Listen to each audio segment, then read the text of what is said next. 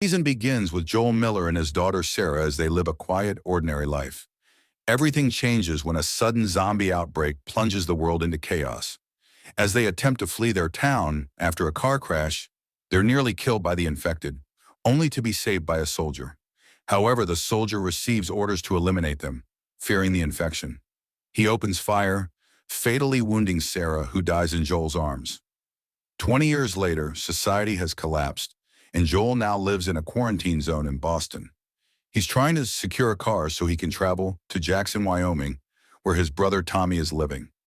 We also meet Tess, Joel's partner, who tells him that Robert, a man they were supposed to buy a car battery from, has double-crossed them and sold it to someone else. We meet Ellie, a sharp-tongued teenager being held by the Fireflies, a revolutionary group fighting back against Fedra, the remnants of the U.S. military that now rules as a dictatorship. Joel and Tess learn that the Fireflies were actually the ones who bought the car battery they were after. Instead of handing it over, the Fireflies offer a deal. They'll provide Joel with the supplies he needs if he smuggles Ellie out of the quarantine zone. Joel is hesitant, but eventually agrees. While traveling, the group encounters infected. They manage to fight them off, but during the journey, Joel and Tess discover that Ellie was bitten 3 weeks ago, yet she hasn't turned. It becomes clear. She's immune. They make it across Boston to meet the Fireflies, only to find them dead, and Tess has been bitten. She chooses to stay behind and hold off the infected so Joel and Ellie can escape. With their plans changed, Joel decides to head toward Jackson, Wyoming, to find his brother Tommy, a former Firefly. But before that, they pass through Billstown. Bill, a doomsday prepper, had fortified the area and lived alone until he met Frank. The two fell in love and spent most of the last 20 years together. But when Frank developed a terminal illness, they chose to die together peacefully. Joel and Ellie eventually arrived to find them gone, but managed to take a truck to continue their journey. Along the way, Joel slowly begins to warm up to Ellie. In Kansas City, they're ambushed, and Ellie saves Joel's life. It turns out the city is now run by a rebel group that overthrew Fedra. The rebels are hunting Joel and Ellie when they meet Henry and Sam, two brothers also on the run. They team up and try to escape the city, but get pinned down by a sniper. Joel takes out the sniper, but the rebel group arrives, just as a massive horde of infected, including a terrifying bloater, bursts out from underground. As chaos erupts, Joel provides cover with the sniper rifle. The rebel leader nearly catches them, but a young clicker kills her, allowing the group to escape. Later, Sam reveals he was bitten. Ellie tries to save him using her blood, hoping her immunity will work, but it doesn't.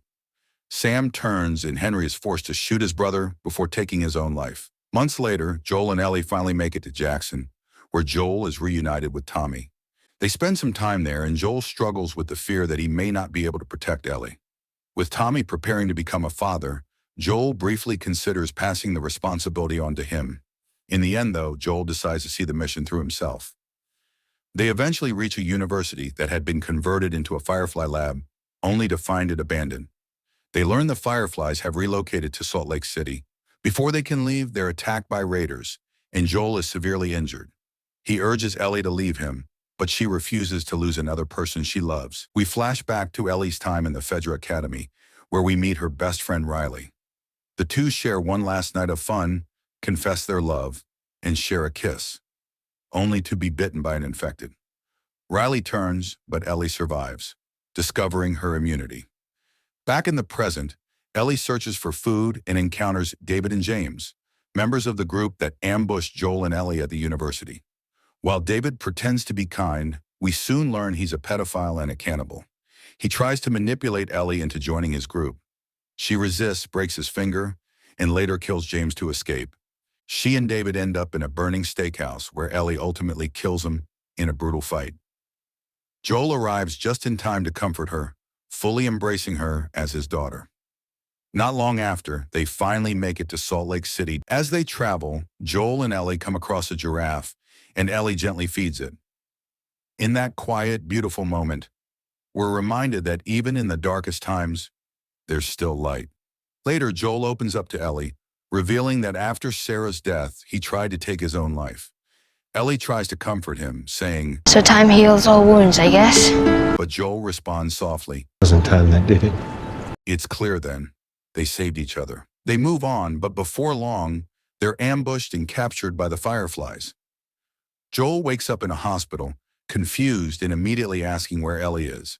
Marlene informs him that Ellie is being prepped for surgery, the procedure that could create a cure, but at the cost of her life. Joel is devastated. To him, Ellie is everything, and losing her is not an option. He turns on the man escorting him out, killing him, and begins a relentless path through the hospital, taking out every Firefly soldier who stands in his way. His focus is singular: save Ellie. Emotionally numb, Joel reaches the operating room and kills the head surgeon before taking Ellie unconscious into his arms.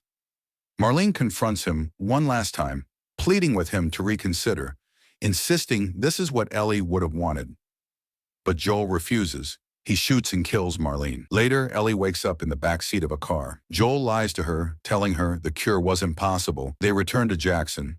As they near the community, Ellie, still unsure, asks Joel to swear that everything he said was true. He looks at her and swears it is. The season ends in heavy silence, with Ellie accepting his words, but clearly unsure if she believes them.